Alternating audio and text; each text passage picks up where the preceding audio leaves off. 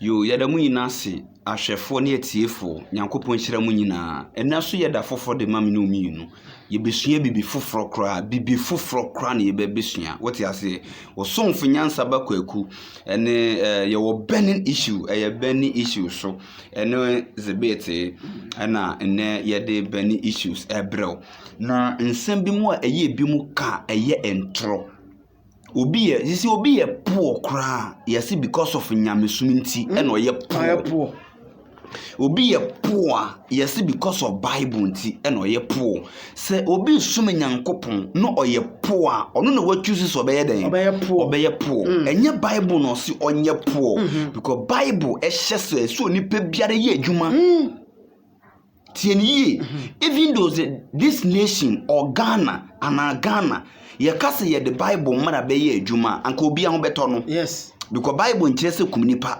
Bible nche se nye adwuma Bible nche se ji obi yere Bible nche se gwadwaman Bible nche se di ye nneoma bi ensam fata nti ye kase ye the Bible mu asem po ye adwuma mpa this country obi a ho beto no what you say nti mini asofo mini agidini a utumi je wadwuma ho na wokọ mountains 14 days 40 days na instead of say obeye adwuma no now the dampai bobia sabe out of mind enye sane Nyankopon bo nipa Nyankopon nim say obe rent dan obe ware obe wo sabe obe didi obe to atade ahye nti one Nyankopon po no oye adwuma one Nyankopon po no ema wo days say abusua mo aba asase su pa adwuma na ye Leviticus chapter 23 verses number 3. Leviticus 23 verse 3. Osinisia the entire in a topic no say Bible entity say you must be poor. No. And yes son Bible entity until obi some Nyankopon obi kita Bible obi believe in God obi believe in Bible obi believe say me some Nyankopon no ye poor and also for be ye poor or no person ye poor by your Bible entity sa Leviticus chapter 23 verse 3 kan Osinisia Bible says 6 days and amunya adwuma 7 days make a week. Right? Yeah. Time abrofuni nyamba Africa and abrofuni nyamba Ghana na ye nananu no mi say e dey di na wotwum kan kosiada no munim 1471 na abrofuni nyamba ye no na ye nananu no say na woche ne da edi kan kosiada nti na woche no ekọ na wie ya memene da hallelujah tie ni yie nti na meka se abrofo no omo baaye no na Bible na bi da hadada na ye kita Bible ne dada ye kita ye Bible dada na nyamesum ne ye kita dada ena omo so di bi be ka de enye na omo de be ka tobo abotre what you say nti we sum Nyankopon a it doesn't mean say be poor Woji Bible dia it doesn't mean say be poor. Woji Nyankopon dia enkyere say ye poor. Bible ehye e command nipa biara say ye adwuma. Kan Leviticus ne enko Leviticus 23 verse 3. Verse 3. Osinensia. Ena munye adwuma. Ena fa ye adwuma. Enensia ye adwuma. Na se Nyankopon kwa believe in work. Nyankopon tumi nware mo bi o. Debi. Nyankopon ntumi ntie aduane nhye obi enum. Debi. Ye adwuma na fa ware fa rent dan fa to aduane di enye mpaibo enye bibia na ye mpaibo nti nyamesom enipa brabom nyamesom we your life onipa som Nyankopon 20% ena Nyankopon som nipa 80%. Who did Nyankopon na hwe wo so o da Nyankopon hwe wo so o kofeka Nyankopon hwe wo so o kɔ adwuma Nyankopon hwe wo so o yade kyese de obeye bia wo se Nyankopon hwe wo so de Nyankopon pa firi ho ne se obeye adwuma den ne wanya bi ye ka nyamesom asase so a nyame no som ne se obesom ono Nyankopon obi som obi aseke ne sen obe pro bi de mama no obe ma nipa ne libeje o serve no nti wontumi hu Nyankopon serve no nti saa serve ne fa serve nipa wonu bi hia mo aboa no you be fi na ho kirem What you say? San your man e fa ne nyamesom tobo Nyankopon se wa ma say enani nyina fa emu 6 ye wadwuma na dakoro fa rest. Nti Nyankopon kura hyese nipa nya adwuma. Nyankopon kura ye adwuma. Genesis chapter 1 verse 1. Verse 1. Verse 1. What's infitiase no? Infitiase no. Onyankopon bo osoro. Onyankopon bo osoro. Eni asase. Nyankopon kura ye adwuma. Onyankopon po ye adwuma. What about you? Bro, ebi mu judge Bible. Ebi mu judge Nyankopon because of no maybe a cause of monte ase. Ebi mu judge Bible because of their suffering ye. Do osophobi can do obi osom Nyankopon ye nti ye de judge Bible. It doesn't make sense. Bible de no ho e no nipa your life, your personal life ye den. Ye different, obi dey different. Inti Bible she nipa se nipa nya adwuma na Bible nkire se nipa ni nya. Inti me nua sofo wo nya adwuma, o asofodie nkire se ma nya adwuma. Asofodie nkire se ma nya adwuma. Nyameso nkire se ma nya adwuma. Inti this country be develop here. Bible enya Bible ne betre say this country be develop you. Se Ghana ye the Bible kwa be ye adwuma anka this country will develop. Yeah. This country a bit developed. Dubai. Omo isu Quran. O cassette ya Quran, but will be the Quran a developing the country.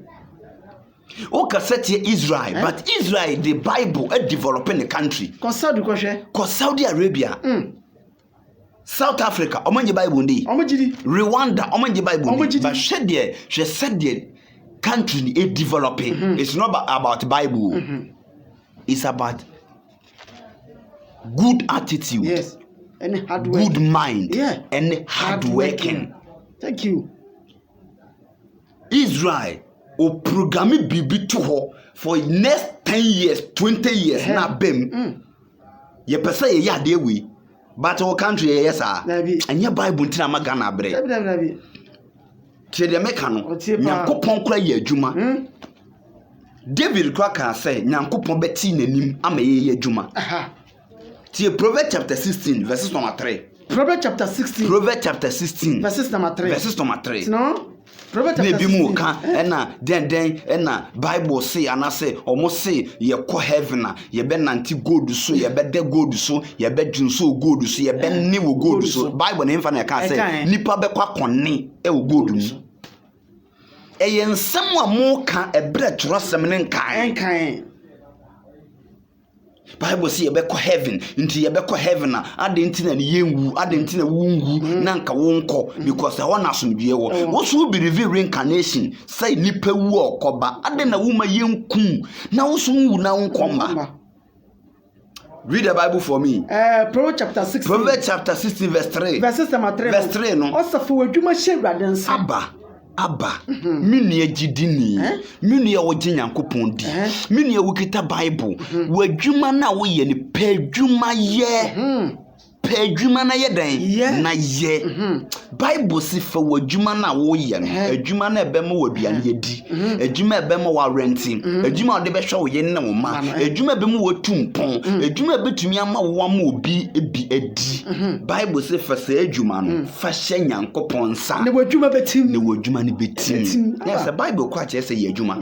Bible for laziness. Nabi Psalm 90 verse 17. Psalm 90 verse 17. Verse 17. Bible nka senti adwuma ye. Nabi and the Bible nka no baby ase e be kwa kɔ ne wo toilet so. And e be kwa kɔdwunso water closet ne toilet. Atibi da. Tas ni na toilet. What be da? Munyantro na mudi no. Munyantro no. Kan Psalm 90 verses 17. Verse 17 no. Ewurade ye Nyankopon. Enimiti embra ye so. Nyankopon enimiti ye. Just any favor embra menu mienu ye so. Yensa na adwuma no so. Yensa na adwuma no so. No ensi ye. Nyankopon ma yensa na adwuma nsi ye yi. Na se Nyankopon po bi o ye hard working. Na wafa hard working no so. No de ahira no aba. Nyankopon mo bi aware o. Wo na obetwiri su na Nyankopon ahira so de ayeden. E de ama. Wo na obepa adwuma na Nyankopon ahira adwuma no so de ayeden. Wo betu ana mo na Nyankopon ahwe wana matuo no so ayeden. Amma wadwuma ye. Psalm 128. Psalm 128. Also, nobody will send a juma. Bible so be doing son wa juma. Inshira no. Ebesi uye won sam no. Ejuma no. Aba. Nyankopon kura bo nipa no. Odi ejuma hye nipa nsa. Nyankopon de ejuma hye nipa nsa. Ene obesi obi osom Nyankopon na ne mpabo ato akyea. Ni shu anu akyea. Eto wa twia meto akyea. Oko kan o se nyamesom de saa neti. Ho na ka je se nyamesom saa neti. Who told you? We lazy, we lazy. Lazy asofo yaba. Ya sofo bebre ye hard work e bi mu ye lazy. Menu ya ba ma menu ya ba. Tama ye de bompa ye mfa nye adwuma. Tama ye dididi ye mfa nye adwuma. Sabi tama ye ni obedi love obehiem wo mpem enye ho na ye cartons. Enye ho na ye jai ekokan Bible. Enye ho na ye jai ekodidi. Eye time for love. Nti Ecclesiastes chapter 3 verse 1 ka say bibia wone bre ye wo love wone bre wone we di lover jai am in spirit no no obi so Nyankopon no ne yeda ho no oba ne nchen kra o se dabi am in spirit aw me bompa ye wane ka kire o enye tam ye de bompa ye jai ne di love kan yenko Genesis chapter 2 verses number 15. Genesis 2:15. Na Awurade Nyankopon edi onipa no edi ntom ho Nyankopon bo onipa wie no e na odi nipa call the garden of Eden ho say ondo onipa no na onwen ho na se Nyankopon bo onipa wie no odi adwuma ye odi adwuma hye ne nsa nti so obi sum Nyankopon no se menya adwuma na mpai bonkwa na mebo a oyo out of mind unim di oye enye nyamsom papa oye fraud oye scammer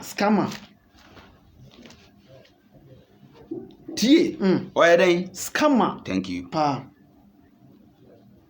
no kure ba kope ne kure eye one pe Ecclesiastes chapter 2 verse 4 Ecclesiastes chapter 2 verses number 4 Ose me mamedwuma susu akese me Solomon me your hiniu ama me hwe the whole Israel me mamedwuma susu akese me mia me hu ye adwuma mamedwuma ya akese medwuma eya akese mini abema ye adwuma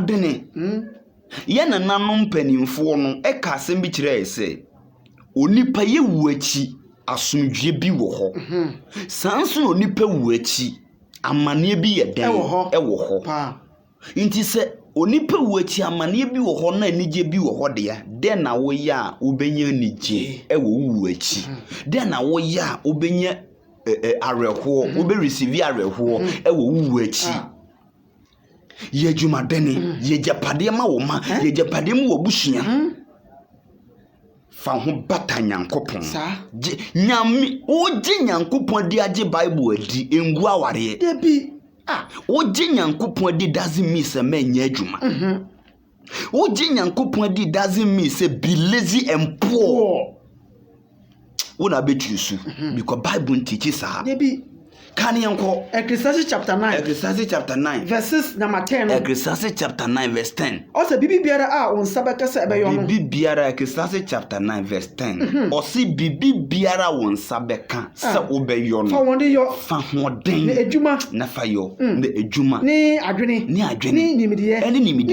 ni nyansa ni asamando ebi ni wuachi wo ka kaye enya afianso wo adwuma bi ko ye wo wuachi o adwuma bi ani ho ho ye nkyere nyansa ho ye nkyere adwene ye nkyere nimidie aha na betumi aye adwuma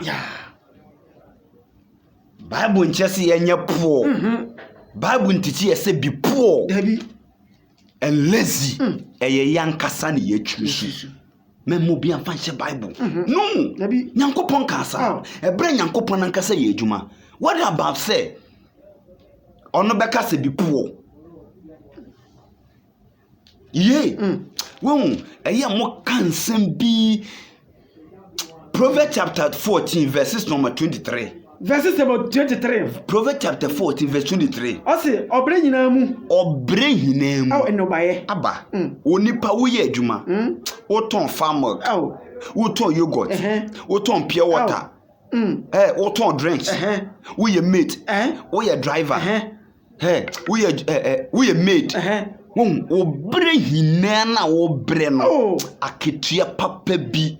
Ewo homa because we ye adwuma bi a obenya mfaso nti o kire se ye adwuma dane na ketua bebe fre adwuma den ni mu to aso e na anosam die na obi a wonye adwuma nanso oyobe okina meye moto ho men okina next year see obi a de bia wo kasa bebrebe de ohianko a ono okina meye see you poor and the chooses so pesa we but Bible say we ye adwumaden a won shira be fie adwumaden mu ayeden aba Bible doesn't teach say be lazy and poor you know nti emo obi anka say because of Bible in Africa ye ntumpon laziness and wickedness lazy and wickedness in Africa and as a Ghana ye ntumpon na ye because of Bible. They make because of them laziness. Deuteronomy chapter 15 verses number 4. Deuteronomy chapter 15. Deuteronomy 15:4. Verses number 4. Verse 4. No. Tie. A short video tie. Oh. Tie ni. Oh. Na fatu to abrabo. What is me say? Bible baby no was ni panya po. Debi. Wusua Bible na eno bema wo waye adwumadene na wo de emu obi a onni bi kan Deuteronomy chapter 15 verses number 4 verse 4 no o say anka esese ohieni anka esese ohieni we yemu efrise nhye na Awurade Onyankopɔn what you say obi aye ohieni na anka ne kwase ye na ye obi ehieni but wo Nyankopɔn hyira o hyira o se nya bi na fama de onni bi nti Nyankopɔn po kire se nipa ye adwuma na wenye bia ma obi onye den onni bi 1 Corinthians chapter 10 verses number 3. 1 Corinthians chapter 10. 1 Corinthians chapter 10 verses number 3. Verse 3. Mesi nya abotre burning issue ye de bebron kakanka wati ye ntumi nko life because ye phone na ye kita ni problem wo ho obetumi aboa ye kan 1 Corinthians chapter 10. 1 Corinthians chapter 10. Verses number 3. Verse 3. Na wanyina. Osi na wanyina. Edi honhom afem eduane kro. Wanyina di honhom fem eduane kro. Wanyina di honhom fem eduane verse 31. Verse 31. Okay, verses number 31. Verse 31. Tie. Enti samu didi o. Tie. 1 Corinthians chapter 10 verse 31. Osi se wudidi o. Munumu. Munya bibiara o. Mu ade biara mo be yo. Munya nyina. Munya ni nyina. Ehye Onyankopɔn enyam. Ehye Nyankopɔn numunyam. Wanya adwuma be didi. Lazy. Try to work hard. Don't be poor. I don't know person ye poor. Bible nka say ye poor. Yesu kra ka say se wanya ma wunua no. Wanya ma hwan. Wanya me Awurade.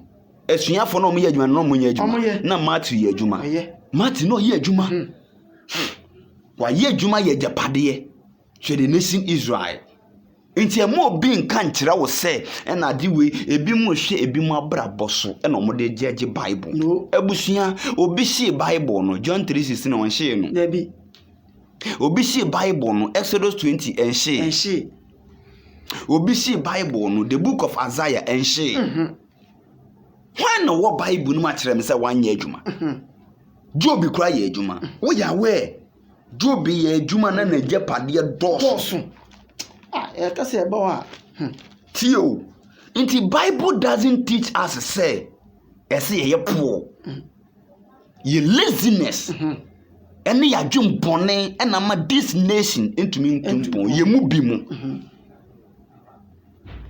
Romans chapter 8 verse 28. Romans chapter 8. Romans 8:28. Abba, Romans 8:28. Kind. Romans chapter 8. Romans chapter 8. Verses number 28. Verse 28. Na yenyim say. Yenyim say. Wana wodo Onyankopon. Wana wodo Nyankopon. Ade nyina. Idi buon yi. Wana wodo Onyankopon no. adeɛ nyinaa edi boa wɔn yie aba na sɛ woyɛ adwumadene na sɛ wodɔ Nyankopɔn a Onyankopɔn fa wɔ adwumaden so na di aboa wo na wie wo yie Bible ankyerɛ sɛ bipo Moses no ye adwuma ana Moses nye adwuma Exodus chapter 3 verse 1 Exodus chapter 3 verses number 1 verse 1 na Moses na prophet Moses ere hwe na se Jethro mi da sofo nwan tema no o hwe na se Jethro mi da sofo no nwan nti Moses na adwuma ne sɛn o hwe nwan nti ade nti na menu asofo wo ye po Bible anche sɛ ye po ɛna menka bi da sɛ ɛyɛ because of Bible ɛna me ye slaves there is no research better say because of the Bible because obroni ne ba ye no na kyerosem no nyame asem no na ye wo bi da ye ha e bi da ha anso oba ne bi da ha anso ye den anso oba ade ama Africa European religion and culture akọ the whole world education Omode ne for education mu nti wo ba ko school a okosua den okosua brofo culture brofo culture no okosua na kenkan yu ni bibia o nti akora ne be fi school be ba no ne kasa da ne European ni ne dressing na hu sesi nti ya Africa for de no ya to achi when na ye mental slaves na ye Bible be very careful na wonja wo kan mesi mi hu mfomso de se onipa the Bible ye adwuma na braba ba ye po ensi ne yi who told you o Kristo ne ye wonsua na se obi a oje Nyankopon de ye wonsua Bible no e na so fotumi bunu but se wo sua obi ntumi mbu tieni obi ntumi mbu because wonnim the ya tro no ha yes yenton ade waso dem nti wo kwa so bi ne yeton ade ya wo nto because we yaka wo be ye adwumadene na wo de ahwe wo ho wo mfa nhwe obi wo mfa nhwe obi because tete asofo ne ye adwuma nti wo sofo enya adwuma na wo hwe na eye madness wo kan we ya we na be kire wo nti wo say teachings no ana trosem na yenka no na ye deceive na meba be kire 1 Timothy chapter 6 verses number 5 ti asem bi wo ho 1 Timothy emo bi anda ada wate 1 Timothy esiden 1 Timothy chapter 6 verse 5 osiden osi na onyamsom pa abodwu wom dabi 2 Timothy kan 2 Timothy any 2 Timothy chapter 1 kan 6:5 6:5 neti asem bi wo ho okay 6:5 neti asem bi wo ho why 6:5 neti asem bi wo ho but a different topic metro bibi o dey kan chapter 1 no 2 Timothy chapter 1 dey na wo kan wo ba be kan no okay neti asem bi wo ho me say burning issue in some ye ntro ye be beni ni na de ye ntro ye beni ni na ti de make no me say ye will be mu personal life o mu live any Bible nko men ka bida say because of Bible nti na nipa bre because of Bible nti na call slaves kan 1 Timothy chapter 6 1 Timothy chapter 6 verses number 6 verse 6 also nyamsom pa abudwo wo mu no eye ahonya kese eye ahonya de kese nyamesom de ne nyamesom de ne nyamesom wo ye papa bo wunia eye ade e manipa nya ne ho tie de meka no eye ade e manipa ye den ebo no ho abusuati me say men ka bida se Bible na manipa bre ana Bible na ma Africa ye brase ema Ghana ye ntumpon eye lies eye ntro Bible si eniewu nti se oman no peni bi wom ne ye manisika se onfa nkoye kwan na se wonfa sika na nkoye kwan na se obi nam saa kwan so na se onya accident a wadie wanu ndie wu Bible na eche ne se nkodi sa egu no na bi peni bi wo man ni mu ne ye man sika so onfanye bibi ebe save life na wanfa nye na se obi lost in life and obi wu na se obi entumpon wo mu a eye Bible na eche peni no ene na dwemmone we nya Bible asem and we have to check ourselves, not Bible. Se sa peni ne de Nyankopon Bible kan Bible no de Bible mu asem ye adwuma anka ye man sika no wondi because Bible kire se ye papa enye bone Bible kire se eniewu nti obeka se manfa sika yankoye ade ebe save life a mediewu nti me de be ye nyamsom papa no ene ye nyamsom papa James chapter 1 verse 27 onyamsom pa ehun tie onyamsom pa ehun tie na ehun ni fi nyamsom pa ehun tie na efin bie ni eje Nyankopon anim ewe je Nyankopon anim ene se bi ko hwe nwisia bi ko so nwisia ene kunafo wana ho yehia mu ona ye nyamsom papa enye mpaibo enye tonsika tie inti se ye kase ye saa de wempo ne ye hwe nkunafo ne nyanka anka busunya this country a bit develop this country go far we de Nyankopon asema kan inti se ye de wempo e wo Bible ni mu mpo ye adwuma anka mo nation we anka beboa inti asem me na e wo ha ye kase ye de ye adwuma emboa this country prove me inti se this country eye poor ni ye develop obi kita Bible no ye poor no nko nanim obi age Nyankopon di no ye poor no nko nanim ono no pese oye poor inti na wa ye poor because oye lazy bene issues ni Nyankopon hira mu nyina koso na subscribe for comment bra share video no na like my da mu nyina ase